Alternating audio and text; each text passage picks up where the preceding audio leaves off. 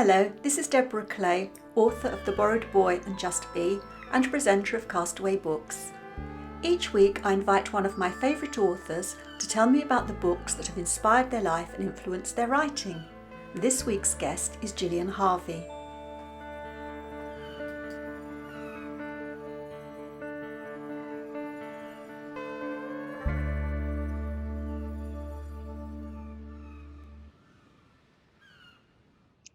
I'm delighted to welcome Gillian Harvey to Castaway Books today because I absolutely loved her first debut novel, which came out in 2020, which was not ideal for a debut novelist, but it was such an excellent book. I don't think that it suffered as a result. And that was Everything is Fine. And that book was longlisted for the Guardian's Not the Booker Prize. Should have won. And recently, out in May, was Perfect on Paper, which I haven't read yet, but I'm really looking forward to reading. So welcome, Gillian. Nice to be here. Thanks for asking me. So we'll go kind of straight in, and I shall ask you about your first book. Okay. So my first book is Pride and Prejudice, which, as I think probably most people know, is by Jane Austen. And it's the story of Elizabeth Bennet and falling in love with Mr. Darcy, which has sort of got literary references into everything from modern books to modern films. So it's a really well-known book. It probably doesn't need much more explanation, but it's certainly one of my firm favourites. And it's one that stood the test of time. Definitely, yeah. I think, in fact, it's one of those books, the more you revisit it, the more you see. And I think as you have different experiences yourself, you begin to see more in the nuances and more relationships between the characters each time you go back to it, which is one of the things I love about it. That's interesting because I know a friend of mine said to me some years ago that she particularly loved Dr. Zhivago, and she said every time she'd read it at different stages of her life, she had a different perspective.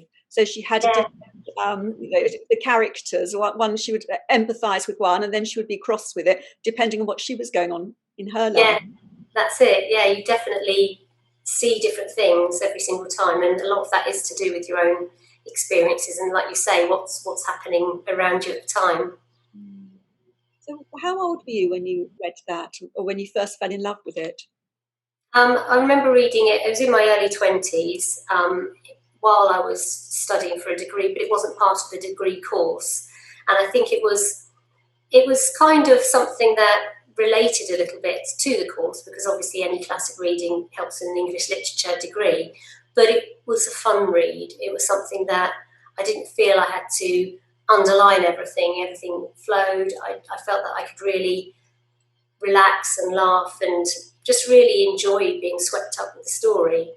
So I think, I was talking to my husband just now about rereading books, because he said, I don't think I've ever reread a book in my life. And I said, I wonder if it's something that's dated, rereading books, because in those days, and that makes it sound ancient history, but my mum and dad, I was living with my mum and dad, or I was living in student accommodation, we occasionally watched telly, there wasn't much on, and you had the books you had, unless you wanted to walk into town and buy something else and have the money to do so. So I think you're more inclined to give books another read in those days, and I think all the better for it, because it is a different book each time.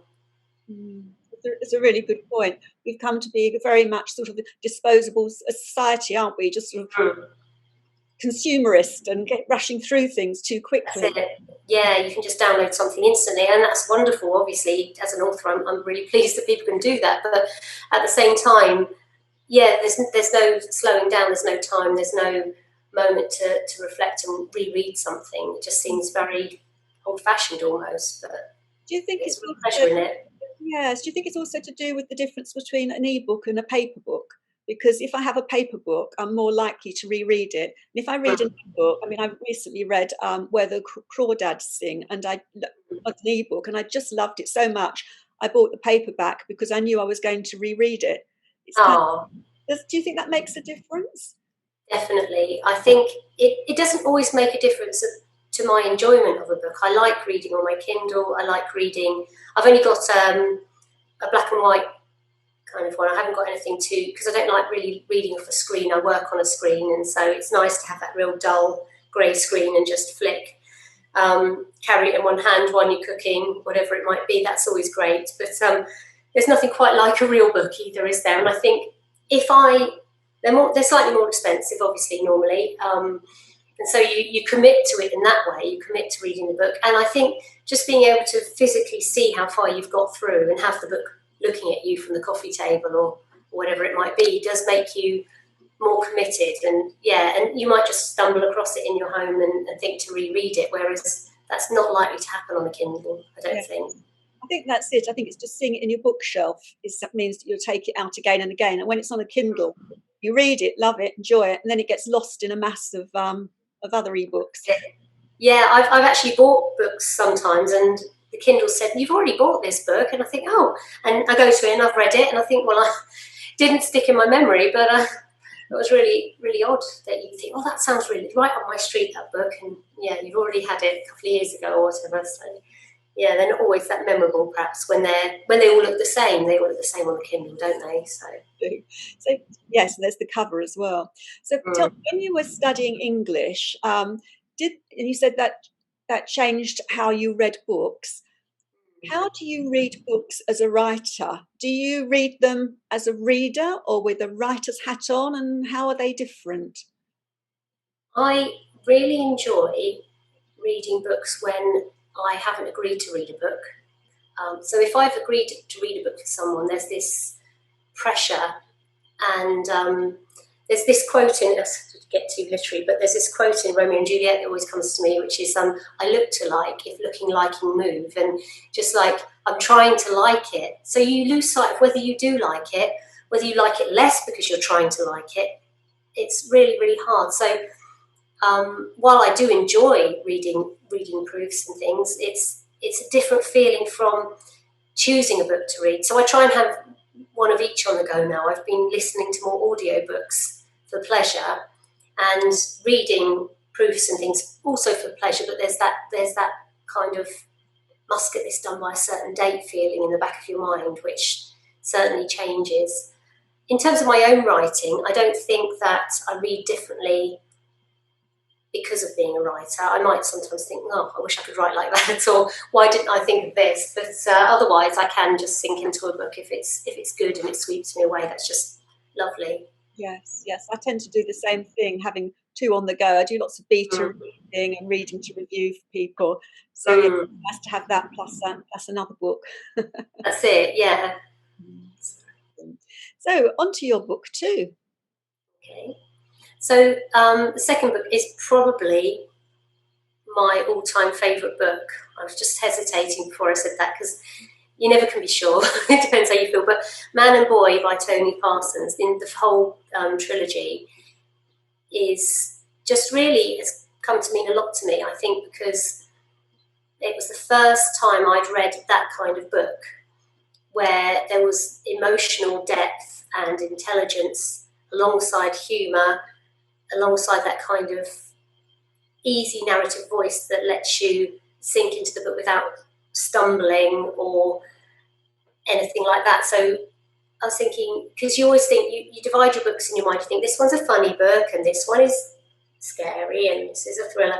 But this was a lot of things. And as much as it made me laugh, it also I really related to the main character insofar as I was empathising with him. I didn't have anything in common with him at the time, but my heart went out to him. So really, all credit to Tony Parsons for that. I think part of what drew me to it as well is that I was just coming out of university, and a lot of people have said this to me, that when they've studied English literature, it kind of kills your love of reading for a while, because reading becomes work and you start thinking, oh, I want to highlight that, or should I make a note on that, or underline it, or turn the page over, and all the things that you had to do when reading endless books. And you don't read them as a reader, you read them as someone who's analysing them. But I think because it was different from the books that had been in my degree as well, it enabled me to sidestep that feeling and really get into it properly. and it inspired me, I think, because I always feel that books should try to say something. They should have a message, even if it doesn't have to be deadly serious message. But for me, for a book to have a point, it has to go beyond just being a nice story. It has to have elements that keep you thinking about it a little bit afterwards, and maybe looking at your life in a different way. And he definitely had that. So that's really why I really fell for those books in a big way. Yes, I'm with you on that. And you do that particularly well in your writing. You're mixing the pathos with humour. Oh, thank you. Taking something from that into your work. Yeah, well, that's what I kind of always wanted to be able to do. So I'm glad you think that that's been achieved. Definitely. So what was going on in your life at that time? Where were you living? So when I read those books, I must have been living back at home. I lived with my parents for a year in between university and starting my job as a teacher. And that was the year I was doing teacher training at a local school. So it made sense. I think I needed to be back home after university. Financially, it was better, obviously, but I also needed that.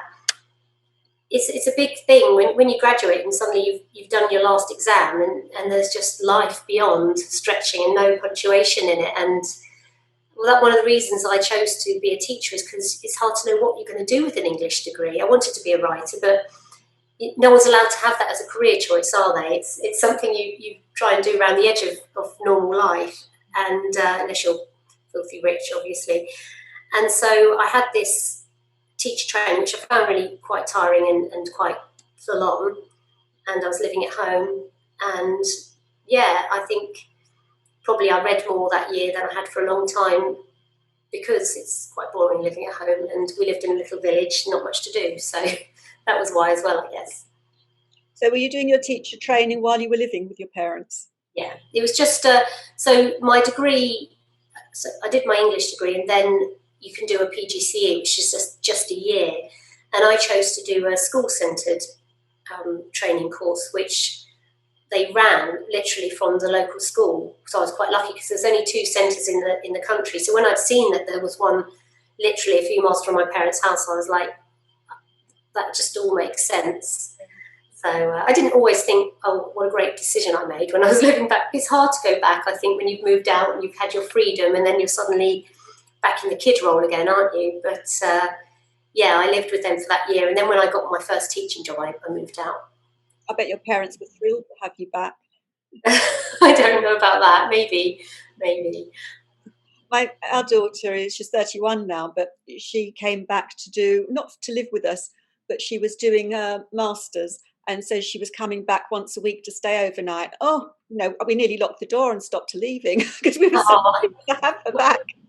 Oh. Well, I've got. Go on, sorry. I was going to say, speaking as a parent of a woman, I think your parents would be delighted. Well, they have 3 others, I think. So yeah, it's they always had someone living at home for years, because my youngest brother was 13 years younger than me. So is 13 years younger than me. So he was a kid for a long time, and even though he's turning 30 in a few days, he's still the baby. We still don't think he's capable of anything, really.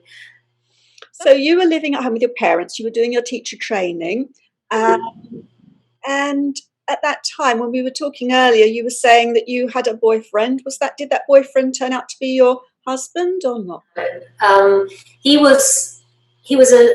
was with him for about 7 years, from the age of 17, and with a little gap, and then to about the age of, maybe not 7 years, then maybe 23, 22, something like that. And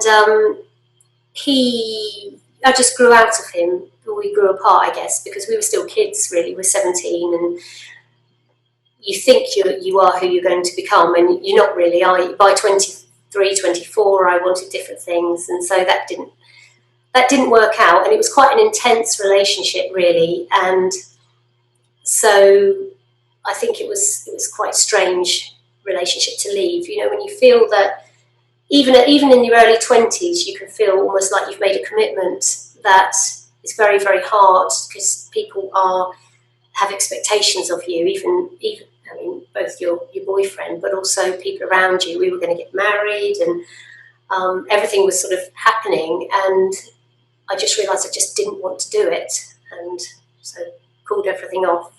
It's interesting, isn't it? Because though that first love, which Mm. it's so strong, and you do grow up, and I think especially when you go away to university and your lives take you in different directions. Yeah. But years ago, our parents and parents, they got married so young, didn't they? So Yes, they did. Yeah. first love. Yeah, that's true. I suppose if you are at that point where your life is beginning and you've got your job, or whether you're going to work or not, you've done your training or your college, if you were going to do that.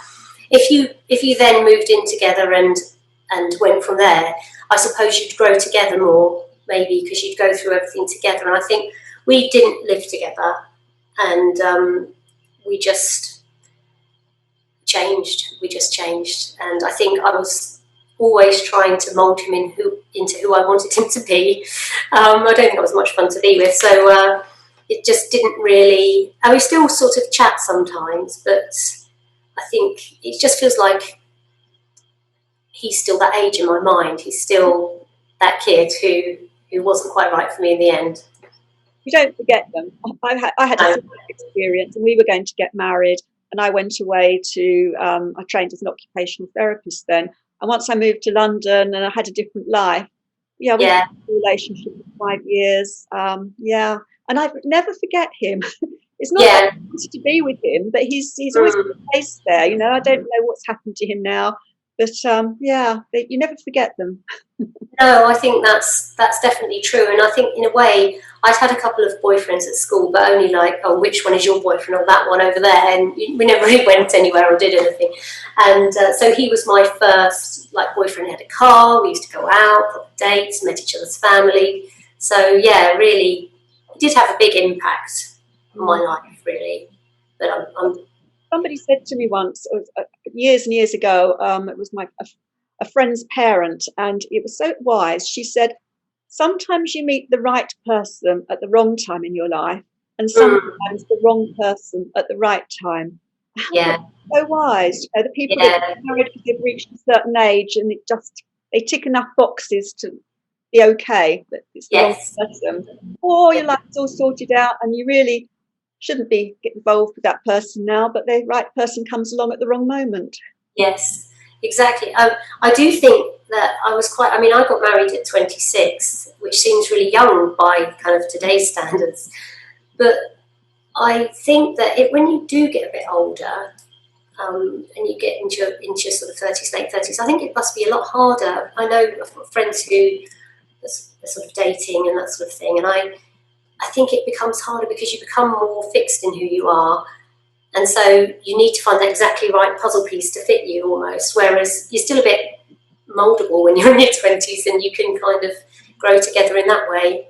Yes, absolutely. I mean, first of all, when I'm a little bit older than you, probably a lot older than you, but I'm older than you. And when I got married at 24, and by then that was old to be getting married. Most people married at 21, yeah. No, I was feeling like I was not on the shelf, because I had plenty of options, but I thought, well, better get it, 24, not married. You never think that now. No, I know. You think you're still a baby, really, at that age, aren't you? So I think you're right. I think when you've known your partner, you've grown up together, you have a sort of a closeness, which is almost, you've been almost children together. You've been young together. You have a closeness that you can say and do things that you wouldn't if you'd met somebody later in life as a mature adult. Definitely, yeah. Agree. Great. So on to your third book. Okay, so third book is How to Be Good by Nick Hornby, and obviously it's another famous name and another male writer, but I really love Nick Hornby's books. And How to Be Good isn't his best rated book, and probably one of his least popular ones. I mean, when I look at the reviews and things, but for me, I can see how maybe the topics of some of his books, why they've been a bit more successful, but for me, this one I loved the narrative voice in it. He's writing as a woman, and there's just this conversation that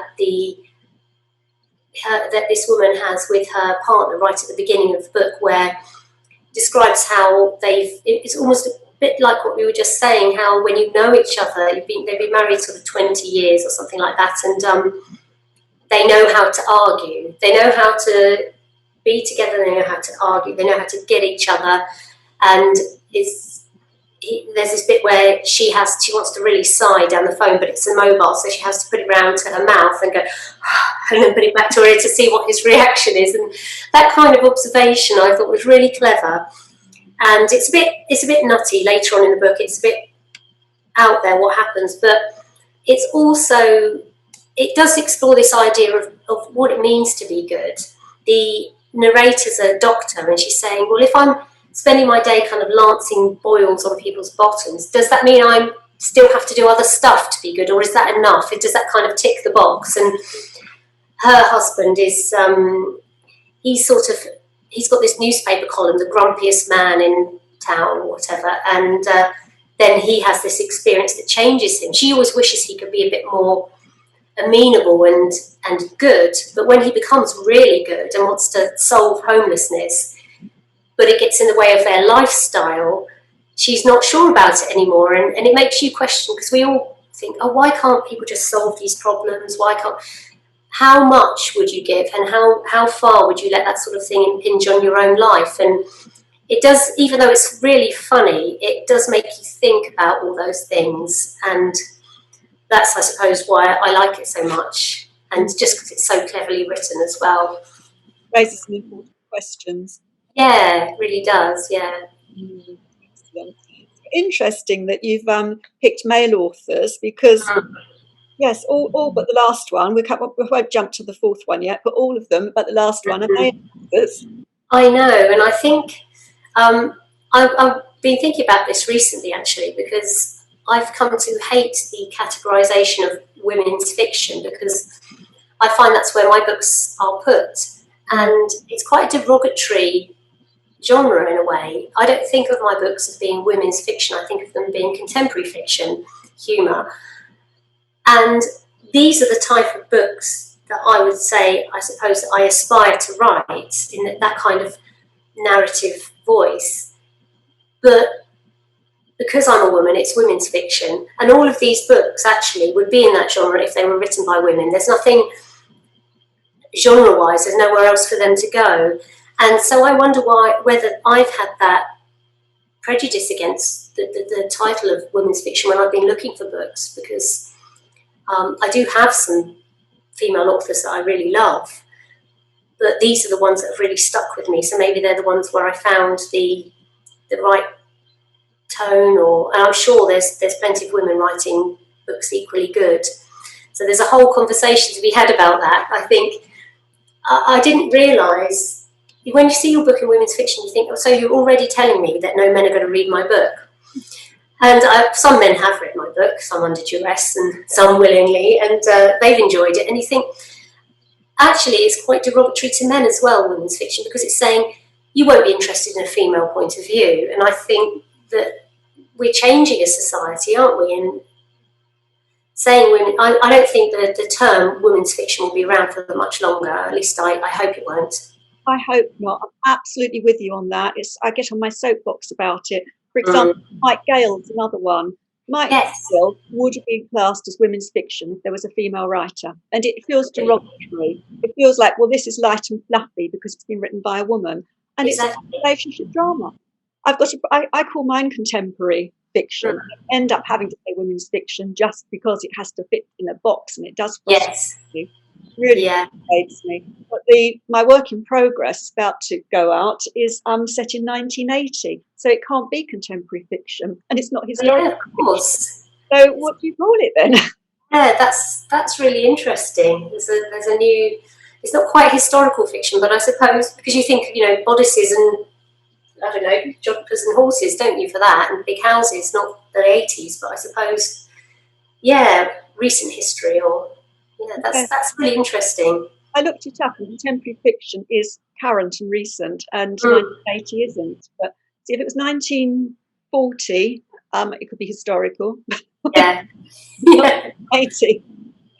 That's interesting, yeah. And hopefully there'll be a bit of a reshuffle eventually. I can't see how in the modern landscape women's fiction can endure really as a genre.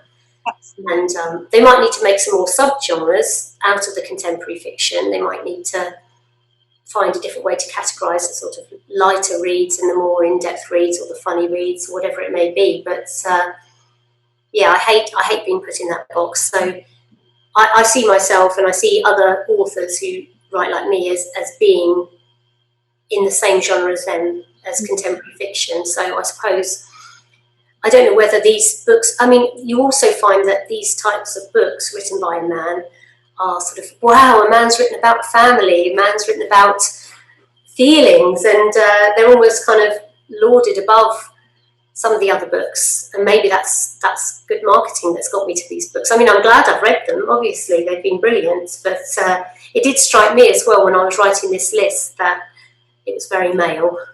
Maybe we need to change our pen name. Yeah, we could try, couldn't we? Interesting. Okay, so what was going on in your life at that time when you read How to Be Good?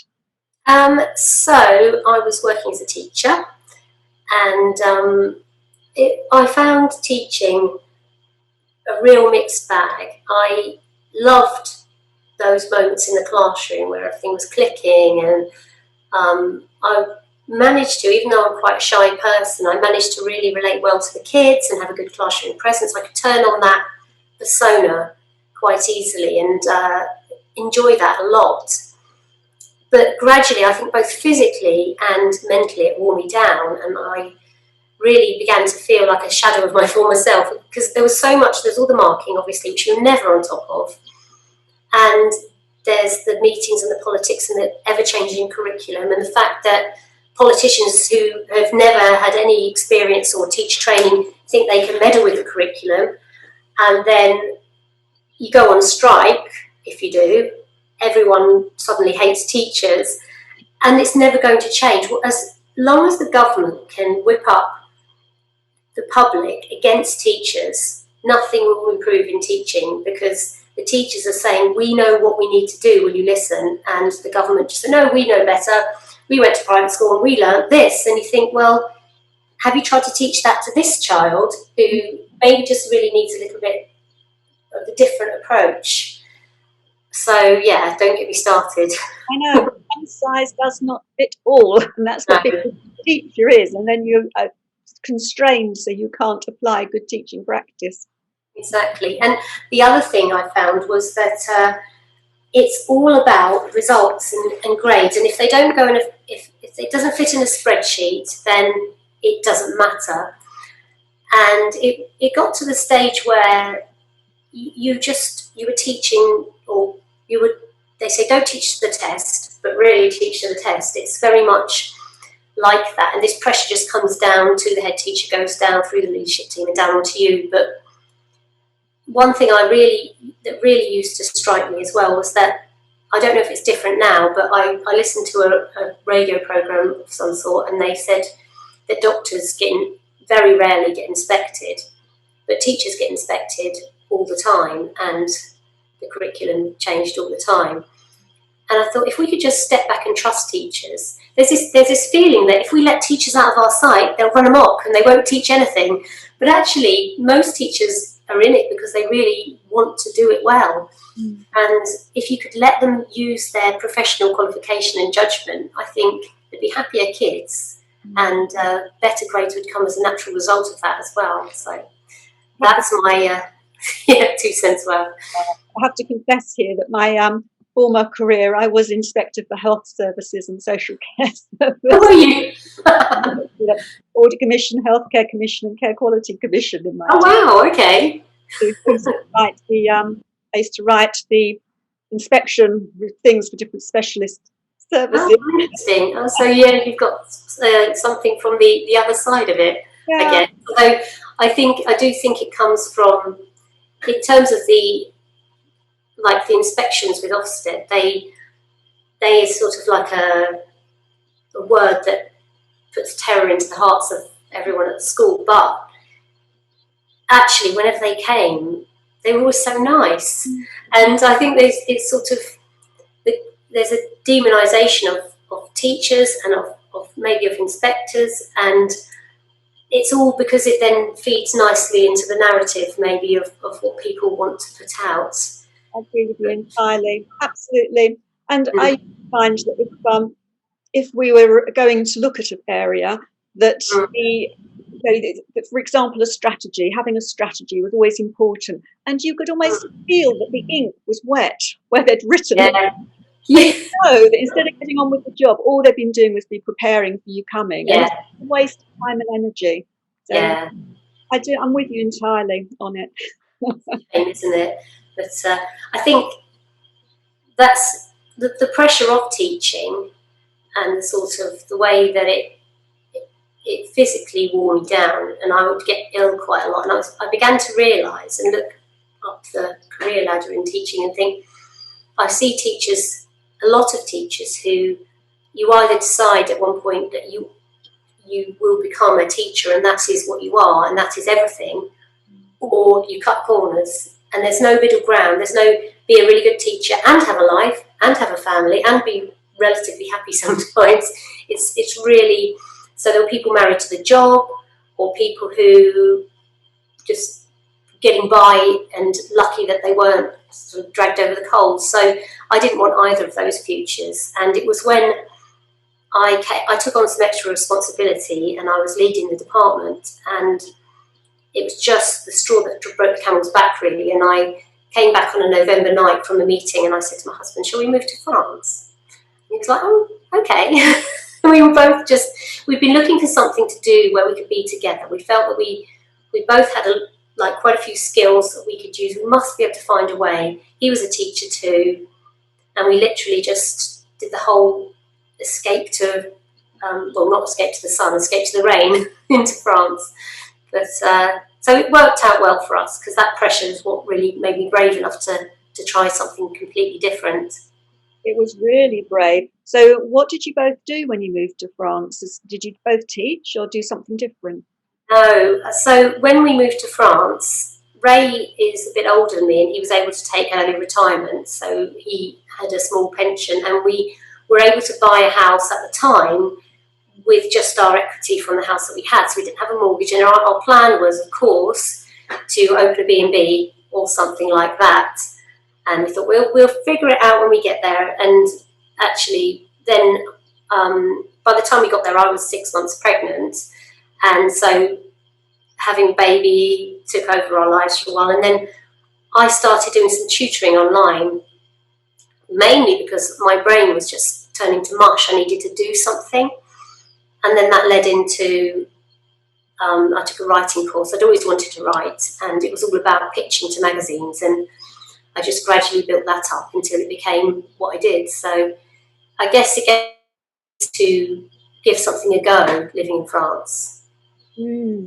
That was wonderful. I mean, it's just amazing by shaking everything up like that it all came down in what feels like the right places, because then you moved into your career, you're both happier. And that was a brave thing to do, really, the courage to just take that risk.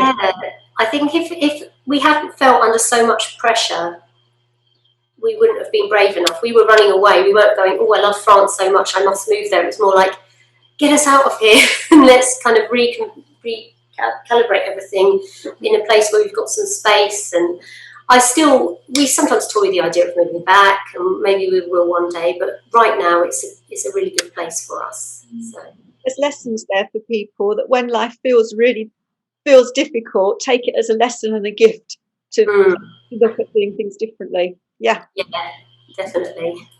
So we'll move on to your next book, but I am interested to know about what happened with your child. You were pregnant, and have you got children now, and how are they coping in France? But shall we move on to One Day, because it might come up as you talk on your next one?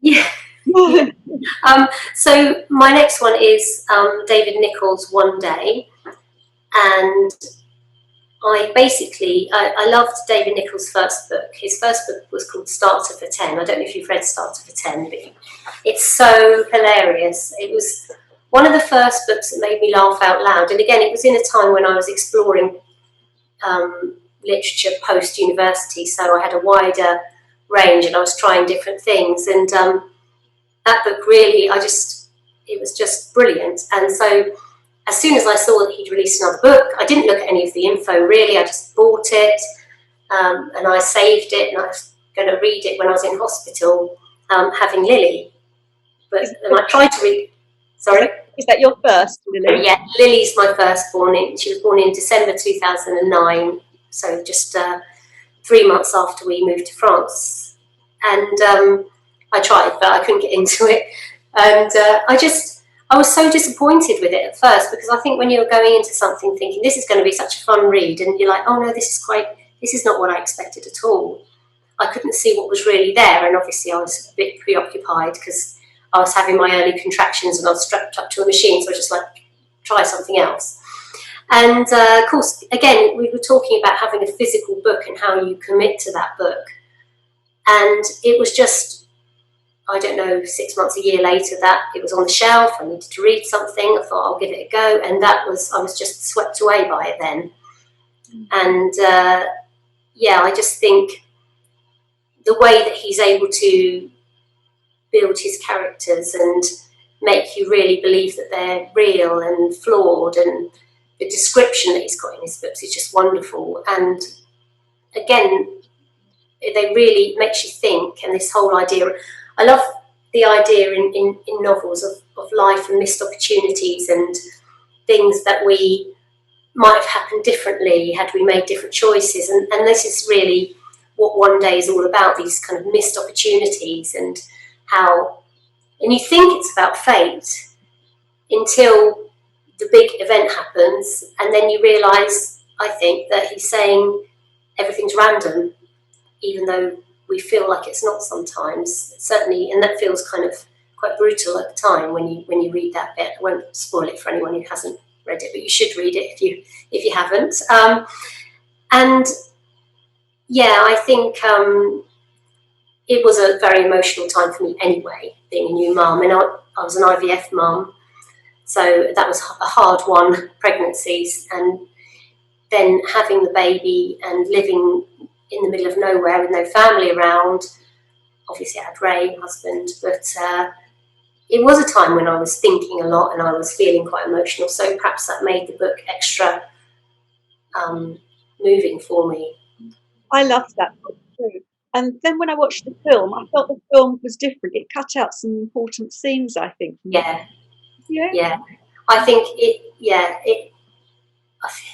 wasn't really. I don't know if it could have been done better as a film than it was, if that makes sense, because I think so much of it was on the inside of the characters, and it would have been hard to show that. I mean, I'm not a filmmaker, so maybe it wouldn't be that hard. I don't know, but it felt like probably the best job they could do, but it's definitely better as a book. Yeah, I agree. And that's interesting, isn't it? Because when you're doing either first person or close person third, you very much go into the inner world and thoughts. And you just can't do that on the screen. So different canvases altogether. Yeah, absolutely. It's finding a way to say the same thing but in a different way, isn't it? Or show the same thing. I'm presuming that you speak fluent French, and you did then, because going into hospital, you dreadful. I had like smattering of GCSE leftovers, and that's all I really had, because we'd never.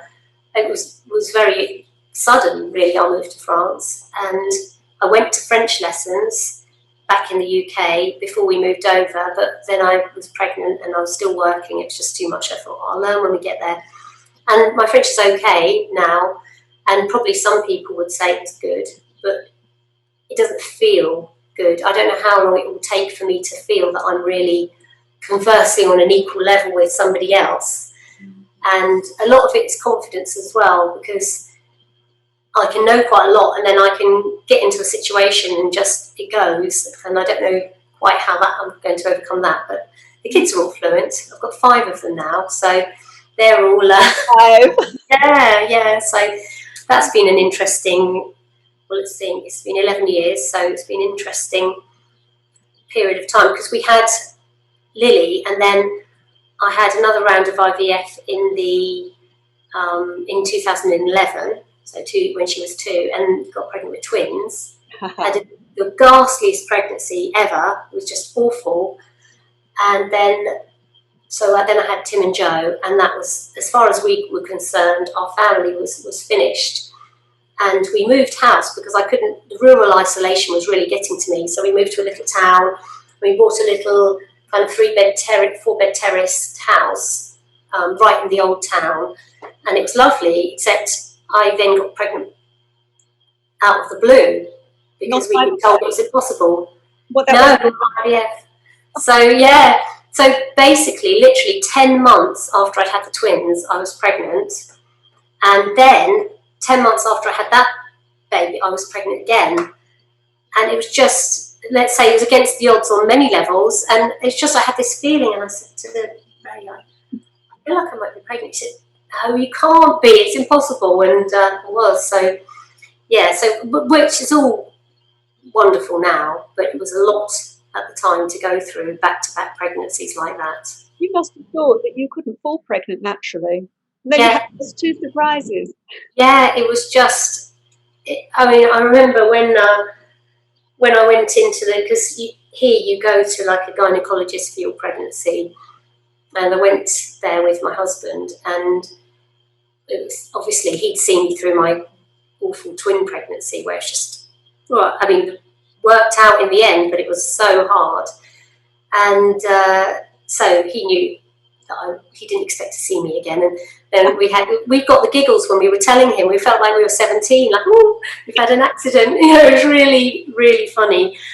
But, you know, life's got all its ups and downs, hasn't it? And obviously now all the pregnancies are done, I'm really, really pleased with the family. What's the age ranges? What's your youngest and eldest? How old's Lily now and your youngest? So Lily is 11, and then I've got the twins are now 9, twin boys, Tim and Joe, and Evie is 7 and Robbie is 6. And Robbie's a boy, yeah? Yeah. Oh, so 3 boys, 2 girls. Fantastic. Yeah, they're gorgeous. Yeah. And you managed to write books and be a mum to 5. It's incredible. I think, as people ask me that, and I think, you know, when things are really stressful and moving at 100 miles an hour, you can sometimes get under, like, giggles from the pressure. You can get kind of like almost hysteria. I think that's, hysteria, there you go. I think that's how I write. I think that's just the stress boils up and it just comes out in my writing as a kind of humorous book, because it is 100 miles an hour, and nothing's ever finished and nothing's ever clean, and things are getting easier as they get a bit older, and it's wonderful as well, but it is chaotic too. They're wonderful books, so may you long have stress so that you can keep readers. Yeah, I'll have to have some more kids, I think. Yeah. We are getting a puppy next month, so that'll probably help. What's your next one? Puppy we're getting. Oh, yeah, just to add to the mix. So excellent. Oh, it takes us on to your 5th and final book. Okay, so that is The Time Traveller's Wife by Audrey Niffenegger. I think that's how you say it. And that book I listened to on audiobook. And I got into audiobooks for quite a while when I was looking after the kids when they were very, very young, and the twins were just sort of, they would sleep in the car. I would listen to an audiobook when I was going to the shops and that sort of thing, because my mind, I was quite stressed, I was a little bit depressed, and I found audiobooks really helped with that. I'd focus all my attention on the words, and I'd get out of my own head, I'd get out of my worries and my thoughts, and it had to be a really engaging book for that to happen. And The Time Traveller's Wife was one of those books, and I have listened to that. I don't know if it's just because it's so well narrated as well, because I really felt that the voices were right. They had a separate narrator for the husband and wife, which sometimes they don't do, but it worked really well. And it helped me as well, I think, to place, you know, when a book goes from narrator to narrator, and you sometimes have to go, oh, hang on, who's this again? But you didn't, because obviously it was there with the voice. And it was really, I find the idea of time travel really fascinating. I think I love that idea of it, and the idea of, and she made it seem possible that this could happen, and you start to imagine what you would do or how you would behave in those situations. So it's a really thought-provoking book, and perhaps that's what the kind of book I needed at the time to really help me to kind of keep my thoughts still and just escape into a book for a bit. I loved that book. That's one that's worth reread and reread. Really, very cleverly. Did you read? Have you read Her Fearful Symmetry?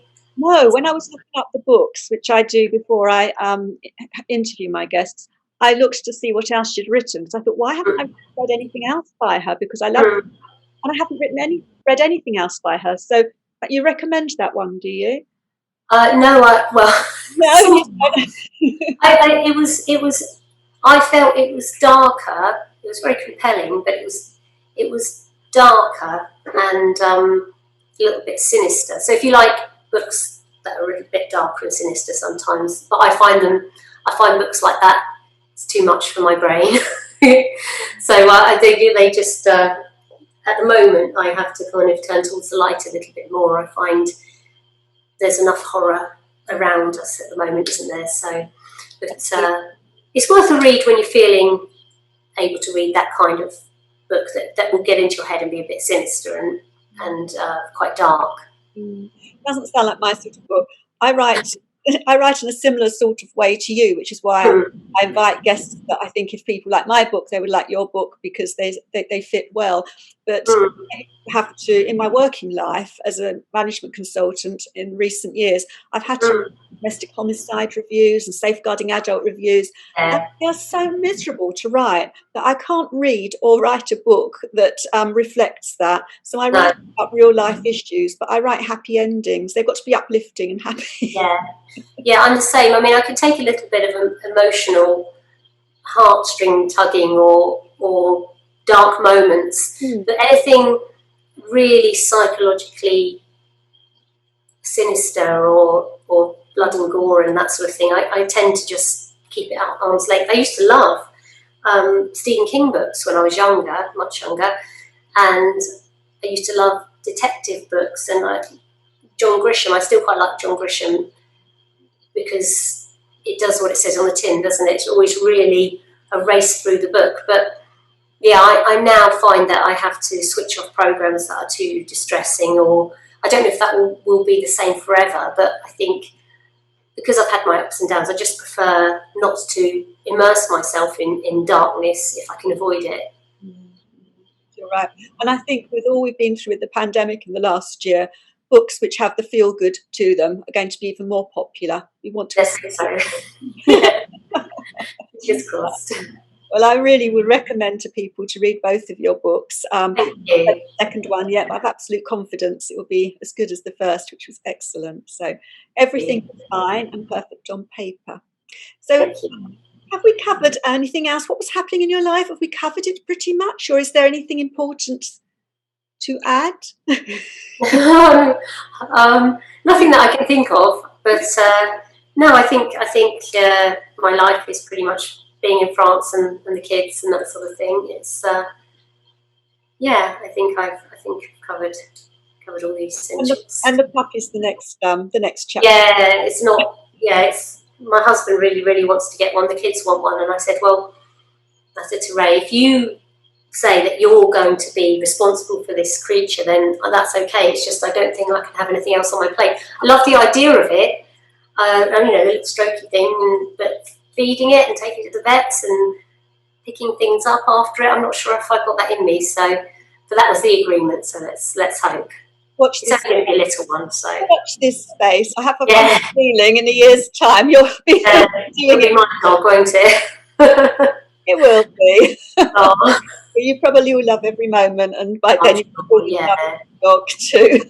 They're part of the family by then, so you just adapt around it, don't you? No more babies though, Gillian. I think 5's enough. Let your books be your babies from here on. Yeah, definitely. I think I'm done there, definitely.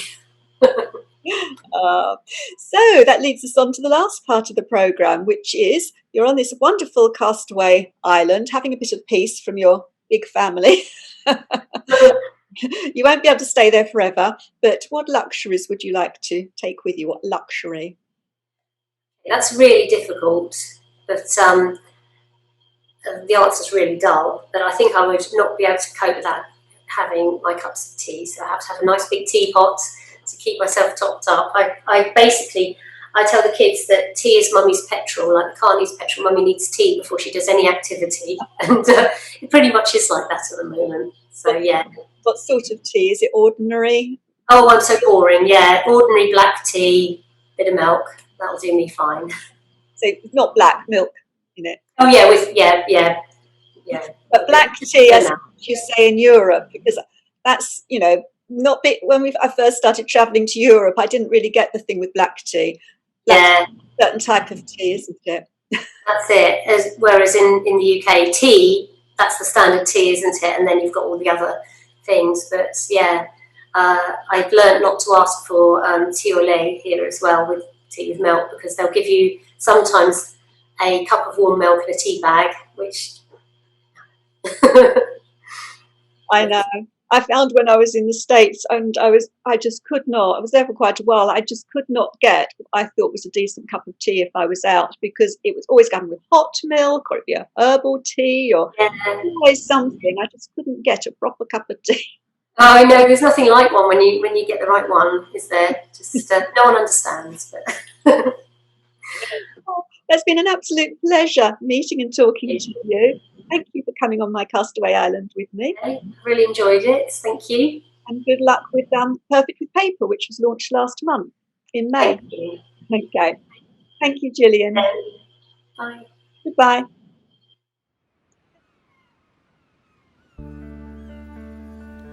I hope you enjoyed listening to this week's episode of Castaway Books. References for all of the books discussed in this show can be found on my website, which is www.abrakdeborah.wordpress.com. It's the letter K and then my name, Deborah, Deborah. So until next week, goodbye.